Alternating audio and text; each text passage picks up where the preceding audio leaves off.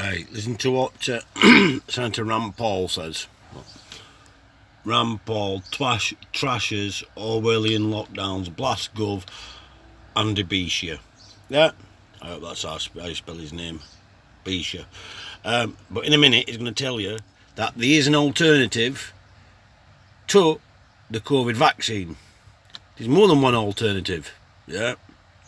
And then after this one, I'll show you what it's all about. And who are the ones wanting the one world government. They are now holding all countries blackmail.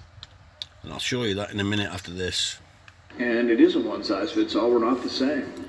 I mean, one of the things that, because we've had this sort of monolithic advice that we failed to tell people, and I tell people everywhere I go, there is something that can save your life, and nobody's telling you this. If you get COVID, particularly if you get COVID and you're overweight, 80% of the people going in the hospital or dying are overweight. So if you get COVID and you're overweight, you need to be much more cautious and careful of your symptoms to look for treatment. But there is a treatment. It's called monoclonal antibodies. President Trump got it, Chris Christie got it, Giuliani got it, but there's a window of time. If you don't get that treatment and you get sicker and sicker and sicker and you go to the hospital and they have to put you on the ventilator, they'll say the monoclonal antibodies don't work, you missed your window.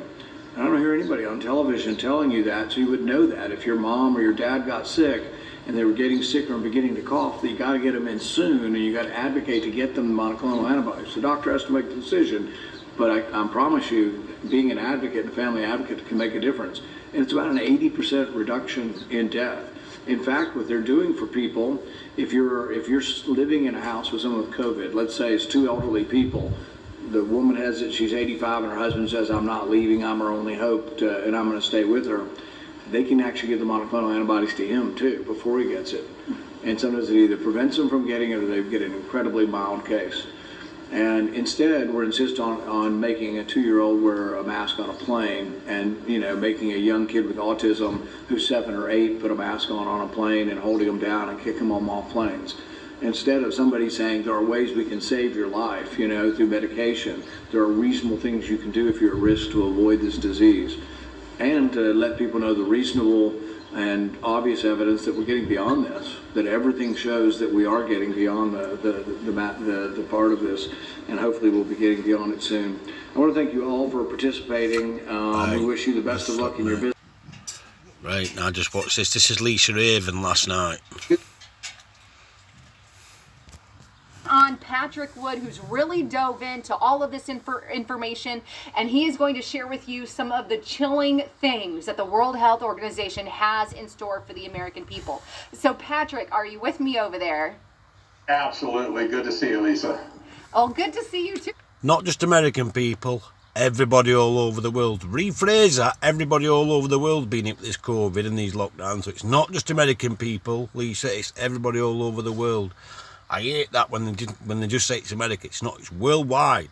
Every patriot worldwide is in this. Every person worldwide is in this. It concerns us all. When they stop using their own countries and say everybody, that's when people might join up. I am super excited that you are here. Tell us a little bit about what's going on with the World Health Organization and this particular independent panel, just from the beginning, so everybody has an idea of it.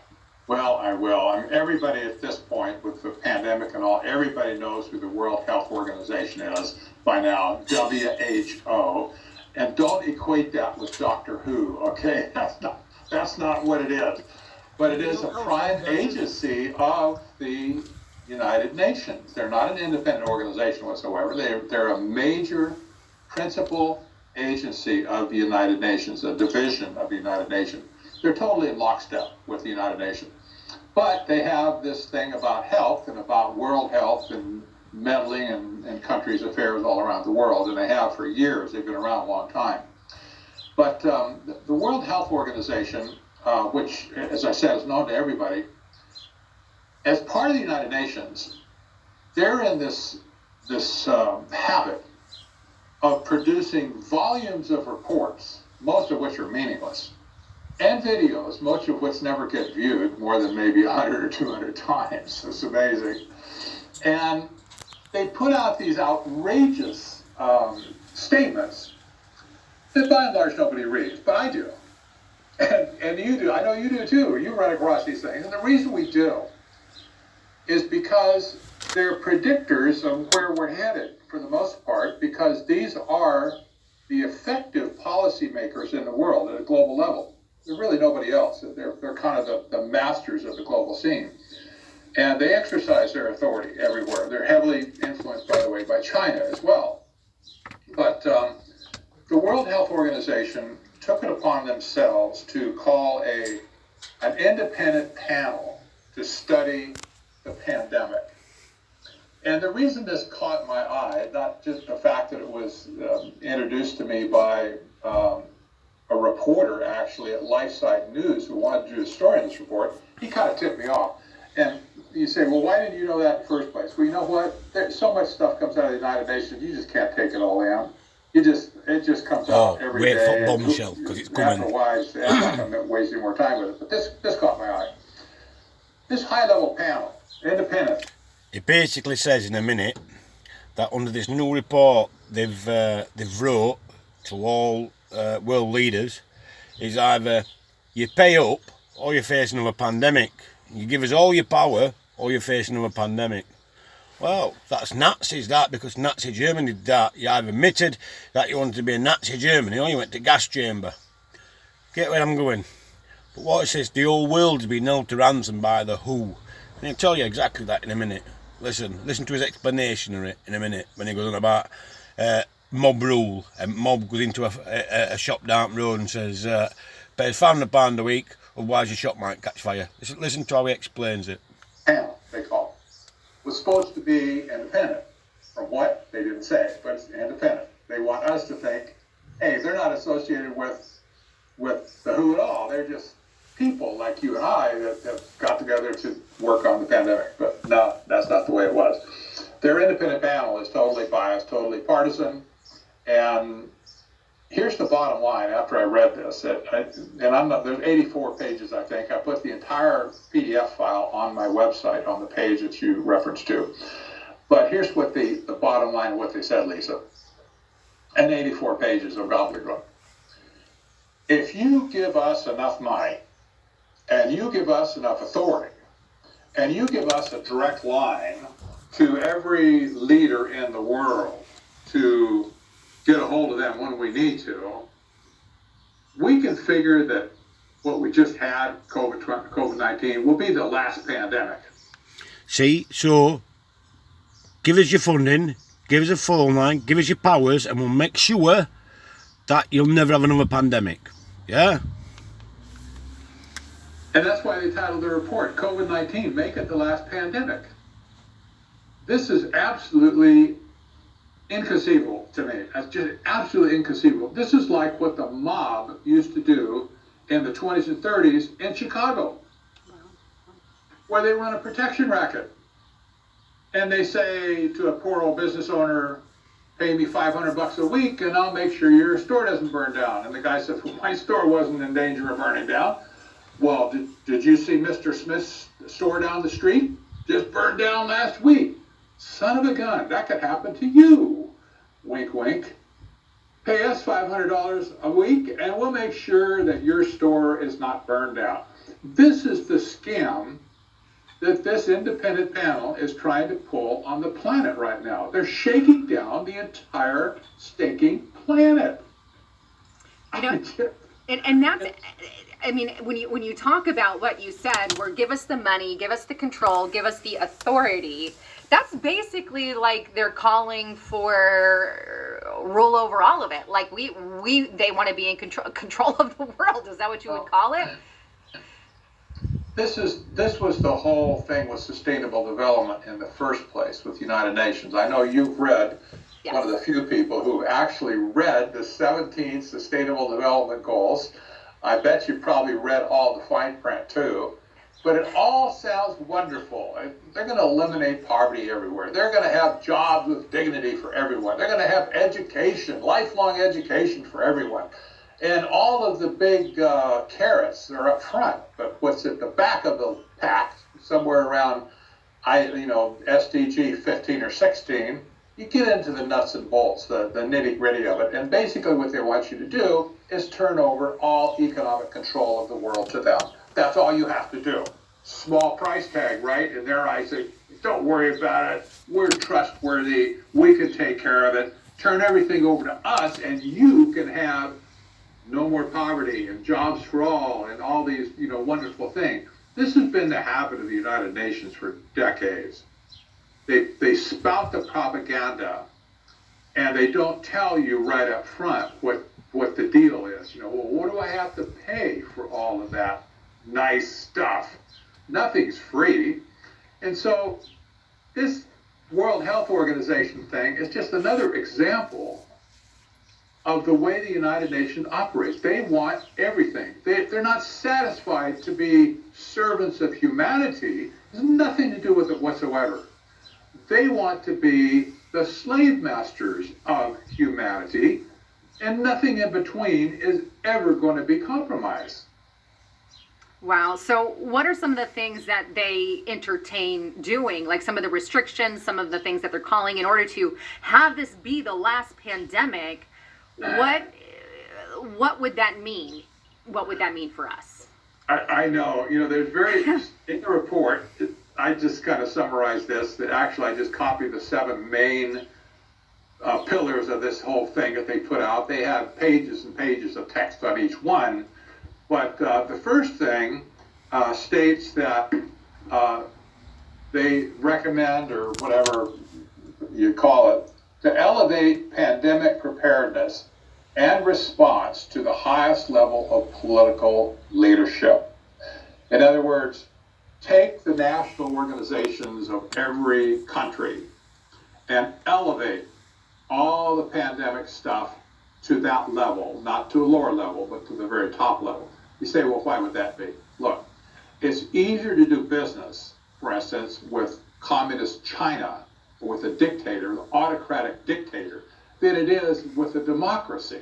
In a democracy, you've got parliament, you've got, legislators, you've got prime ministers that are democratically elected. But in China, hey, what do you want to do? Okay, fine, consider it done. We'll do that. And there's no voting on anything. So putting everything up to the top is their idea of somehow progress. Number 2, they say that the world should strengthen the independence, authority, and financing of the World Health Organization. Now, isn't that sweet? In their 7 little things here, they actually mention financing 3 times, so it's on their mind, right? Just count the words. So we should strengthen the independence. That means they're not independent, but they want to be independent from any national backlash that they might get, and they want the authority and they want the money. Number 3 focuses on money too. It says invest in preparedness now to prevent the next crises. So hey, where would you invest your money? Well, with them, of course. They don't want you to invest your money in your country. No, they want you to give it to them and make a good investment for the future. Then number 4 says that we should create a new agile and rapid surveillance, information, and alert system. Oh. Now, if that doesn't ring your bell, I don't know what will. It's like, straight up. Oh, a new, what we have now isn't agile enough, apparently, and it isn't rapid enough, apparently. They want to build a new agile and rapid surveillance information and alert system. That means, in their terms, monitoring everybody to see if they have a virus. That loops back, we're probably not going to talk about this session, but that loops back into all the stuff that people like Bill Gates have been working on the, digital IDs and stuff that can be, implanted in your skin, etc., where you can be continually monitored for the presence of a virus, and if you catch a virus, boom, up goes the signal to the cloud, and their little map of the world, I suppose, they can see, ooh, look over there in sunny Arizona, they're popping up with COVID cases all over the place, or whatever, we better do something right away. We've got a pandemic on our hands, head it off at the pass. So, yeah, rapid surveillance system the United Nations has been crowing for that for years already. So, I know you've talked about that. I know a lot, Lisa. The fifth one is establish a pre-negotiated platform. Now listen, I love this. Pre-negotiated platform. That means don't wait until it happens, a disaster happens. Let's do it now. Let's pre-negotiate everything we're going to do the next time around. But here's what they're going to do. Pre-negotiated platform for tools and supplies. Ooh, supply chain, Lisa. They want to set up a supply chain today to deliver all those wonder vaccines and gene therapy shots later with that rapid alerting system and surveillance system that will tell them where to deliver everything to get that needle into whoever's arm needs it. Wow. It's just incredible. I mean, I'm running out of hormones here. This is just over the top. Okay, so they want their own private little supply chain for Big Pharma. And you know Big Pharma is behind this whole thing because they're the ones that put all the money and stuff into the World Health Organization in the first place. So they want to have a conduit to have the tools, that I would read that as software, and the supplies, whatever you want to push down now. Now, President Trump, in the last administration, made a supply chain out of the military to deliver vaccines throughout our country. I'm still scratching my head about why that was necessary, because FedEx and UPS deliver everything overnight anyway, just fine as far as I can tell, and they're just as qualified to give a shot to somebody, I suppose, as the military is, right? But they wouldn't do that. I know UPS would never do a shot, but they can deliver the goods just fine. But anyway, they want a platform for tools and supplies. Now, number 6 is they want to raise, here's again, new international financing for pandemic preparedness and response. Money, money, money. Gimme, gimme, gimme. We need more money. Invest in your future. It won't happen again if you invest in us. And here they just throw it out again. Pandemic preparedness and response. So they want all the money today that they might have to spend a few years down the road, or 6 months or 3 months down the road, when the next pandemic hits us, right? And number 7, this is again, this is just capstone. It says national pandemic coordinators. They want to create national pandemic coordinators that have a direct line to the head of state of government. Wow. So there's 297 nations in the world, something like that. That means there's 297, whatever it is, heads of state.